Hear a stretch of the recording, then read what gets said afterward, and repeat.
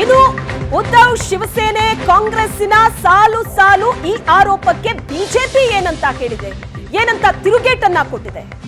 ಇಫ್ತಾರ್ನಲ್ಲಿ ಭಾಗಿಯಾದ್ರೆ ಸಮಸ್ಯೆ ಇಲ್ಲ, ಆದ್ರೆ ಗಣೇಶ ಪೂಜೆ ಸಮಸ್ಯೆನಾ ಅಂತ ಪ್ರಶ್ನೆ ಮಾಡಿದೆ ಬಿಜೆಪಿ. ಟ್ವೀಟ್ ಮೂಲಕ ಕೇಂದ್ರ ಸಚಿವ ಭೂಪೇಂದ್ರ ಯಾದವ್ ತಿರುಗೇಟನ್ನ ಕೊಟ್ಟಿದ್ದಾರೆ. ಇಲ್ಲಿ ಭೂಪೇಂದ್ರ ಯಾದವ್ ಏನಂತ ಹೇಳ್ತಿದ್ದಾರೆ ಅಂದ್ರೆ, ಇಫ್ತಾರ್ ಕೂಟಕ್ಕೆ ಪ್ರಧಾನಿಗಳು ಹೋದಾಗ ಬೆಂಬಲ ಕೊಟ್ಟವರು ಈಗ ಟೀಕಿಸ್ತಾ ಇದ್ದಾರೆ. ಅಂದ್ರೆ ನಿಮ್ಗೆ ಇಫ್ತಾರ್ನಲ್ಲಿ ಭಾಗಿಯಾದ್ರೆ ಸಮಸ್ಯೆ ಇಲ್ಲ, ಆದ್ರೆ ಗಣೇಶ ಪೂಜೆ ನಿಮಗೆ ಸಮಸ್ಯೆ. ಕಾರ್ಯಾಂಗ ನ್ಯಾಯಾಂಗ ದೇಶಕ್ಕಾಗಿ ಪ್ರಾರ್ಥಿಸೋದೆ ಜಾತ್ಯತೀತತೆ ಅಂತ ಸಚಿವರು ಹೇಳಿದ್ದಾರೆ. ಮನಮೋಹನ್ ಸಿಂಗ್ ಆಗಿನ ಪ್ರಧಾನಿಯಾಗಿದ್ದಾಗ ಅಂದಿನ ಸಿಜೆ ಬಾಲಕೃಷ್ಣನ್ ಇಫ್ತಿಯಾರ್ ಫೋಟೋ ಈಗ ವೈರಲ್ ಆಗ್ತಾ ಇದೆ. ದೃಶ್ಯದಲ್ಲಿ ನೋಡ್ತಾ ಇದ್ರಿ, ಸ್ಕ್ರೀನ್ ಮೇಲೆ ನೋಡ್ತಾ ಇದ್ರಿ. ಮನಮೋಹನ್ ಸಿಂಗ್ ಪ್ರಧಾನಿಯಾಗಿದ್ದಂತ ಸಂದರ್ಭದಲ್ಲಿ ಅವತ್ತಿನ ಸಿಜೆ ಬಾಲಕೃಷ್ಣನ್ ಅವರ ಜೊತೆ ಒಂದು ಇಫ್ತಿಯಾರ್ನಲ್ಲಿ ಭಾಗಿಯಾದಂತಹ ಫೋಟೋ ಇದೆ.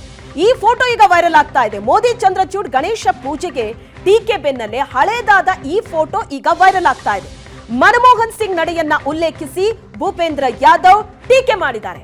ಅಂದ್ರೆ ಗಣೇಶ ಪೂಜೆಯಲ್ಲಿ ಮೋದಿ ಭಾಗಿಯಾದ್ರೆ ನಿಮಗ್ ಸಮಸ್ಯೆ, ಆದ್ರೆ ಇಫ್ತಿಯಾರ್ನಲ್ಲಿ ನಿಮ್ಮದೇ ಪ್ರಧಾನಿಗಳು ಆಗ ಭಾಗಿಯಾಗಿದ್ದನ್ನ ನೀವು ಸಮರ್ಥಿಸಿಕೊಂಡ್ರಿ ಅಂತ ಪ್ರಶ್ನೆ ಮಾಡಿದ್ದಾರೆ. ಈ ಬಗ್ಗೆ ಹೆಚ್ಚಿನ ಡೀಟೇಲ್ಸ್ ಅನ್ನ ಕೊಡ್ತಾರೆ. ಮಾತಾಡೋದಕ್ಕೆ ನಮ್ಮ ಜೊತೆ ಸಂಪರ್ಕದಲ್ಲಿದ್ದಾರೆ ಪ್ರಶಾಂತ್ ನಾಥು ಜಾಯ್ನ್ ಆಗಿದ್ದಾರೆ. ಪ್ರಶಾಂತ್, ಈ ಬೆಳವಣಿಗೆಯೇ ಬಹಳಷ್ಟು ಅಚ್ಚರಿಯ ಬೆಳವಣಿಗೆ ಇದು. ಈಗ ಇದನ್ನ ಬಿಜೆಪಿ ಯಾವ ತರ ಸಮರ್ಥನೆ ಮಾಡ್ತಾ ಇದೆ, ಮತ್ತೊಂದು ಕಡೆ ಕಾಂಗ್ರೆಸ್ ಮತ್ತು ಬೇರೆ ಪಕ್ಷಗಳು ಇದನ್ನ ಯಾವ ರೀತಿ ಟೀಕಿಸ್ತಾ ಇದೆ ಅನ್ನೋದನ್ನ ನಾವು ನೋಡ್ತಾ ಇದ್ವಿ. ಆಕ್ಚುಲಿ ಏನಿರುತ್ತೆ, ಪ್ರೋಟೋಕಾಲ್ ಏನಿರುತ್ತೆ? ಈ ಹಿಂದೆ ಮನಮೋಹನ್ ಸಿಂಗ್ ಭಾಗಿಯಾಗಿದ್ರು ಒಂದು ಇಫ್ತಿಯಾರ್ ಕೂಟದಲ್ಲಿ, ಅದನ್ನಾಗ ಸಮರ್ಥನೆ ಮಾಡ್ಕೊಂಡಿತ್ತು ಕಾಂಗ್ರೆಸ್.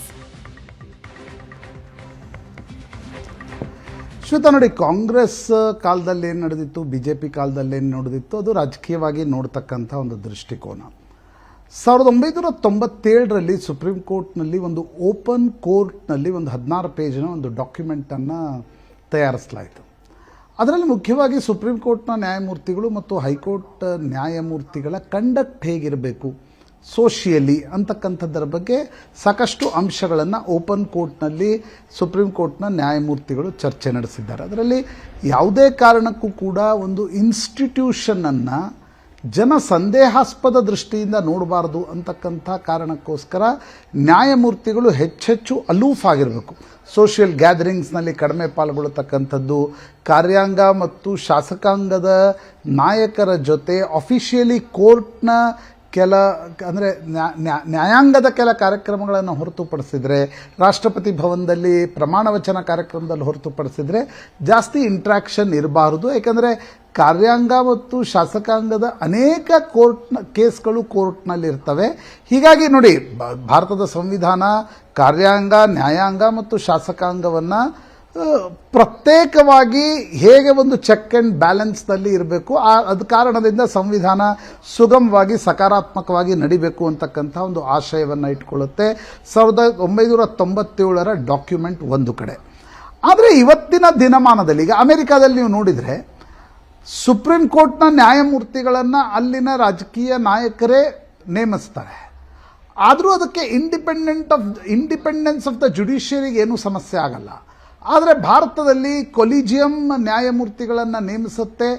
ಆದರೂ ಕೂಡ ಈಗ ಪ್ರಧಾನಮಂತ್ರಿಗಳು ಗಣೇಶ ಆರತಿಗೆ, ಯಾಕೆಂದರೆ ಜಸ್ಟಿಸ್ ಚಂದ್ರಚೂಡ್ ಪರಿವಾರ ಮಹಾರಾಷ್ಟ್ರದಿಂದ ಬರುತ್ತೆ, ಮುಖ್ಯ ನ್ಯಾಯಮೂರ್ತಿಗಳೇ ಪ್ರಧಾನಮಂತ್ರಿಗಳನ್ನು ಆಹ್ವಾನಿಸಿದಾಗ ಅವ್ರು ಹೋಗಿದ್ದಾರೆ.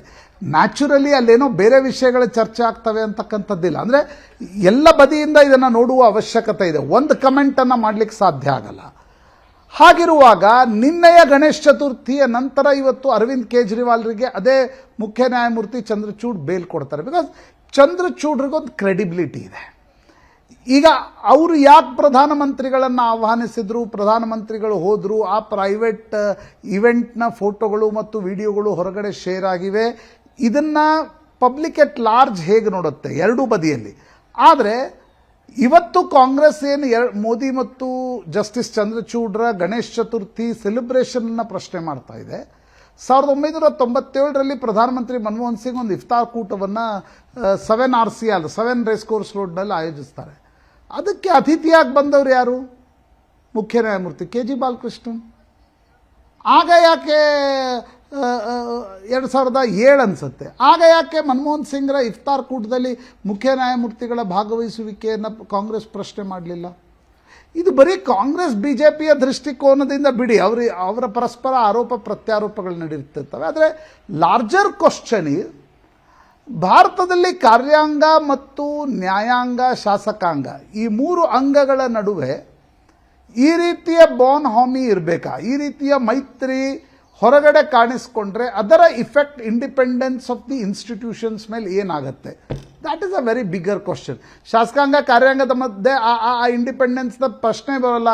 ದಿನ ಬೆಳಗ್ಗೆ ಎದ್ರೆ ಅಧಿಕಾರಿಗಳು ಶಾಸಕಾಂಗದ ಅವರ ಮನೆ ಎದುರುಗಡೆ ಇರ್ತಾರೆ, ಅವ್ರ ಜೊತೆ ಕೆಲಸ ಮಾಡಬೇಕಾಗತ್ತೆ. ಆದರೆ ನ್ಯಾಯಾಂಗದಲ್ಲಿ ಇರ್ತಕ್ಕಂಥವರು ಪೂಜೆ ಪುನಸ್ಕಾರಗಳಲ್ಲೂ ಕೂಡ ಒಬ್ರಿಗೊಬ್ರು ಭಾಗವಹಿಸಬಾರ್ದ, ಒಬ್ರಿಗೊಬ್ರು ಮನೆಗಳಿಗೆ ಅಧಿಕೃತವಾಗಿರ್ತಕ್ಕಂಥ ಕಾರ್ಯಕ್ರಮಗಳಲ್ಲಿ ಹೋಗಬಾರ್ದ?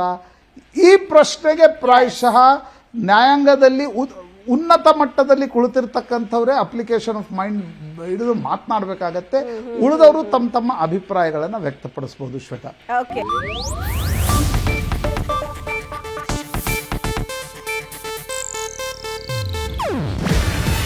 ಇದು ಏಷ್ಯಾನೆಟ್ ನ್ಯೂಸ್ ನೆಟ್ವರ್ಕ್ ಪ್ರಸ್ತುತಿ. ನೀವು ನೋಡ್ತಿದ್ದೀರಾ ಏಷ್ಯಾನೆಟ್ ಸುವರ್ಣ ನ್ಯೂಸ್.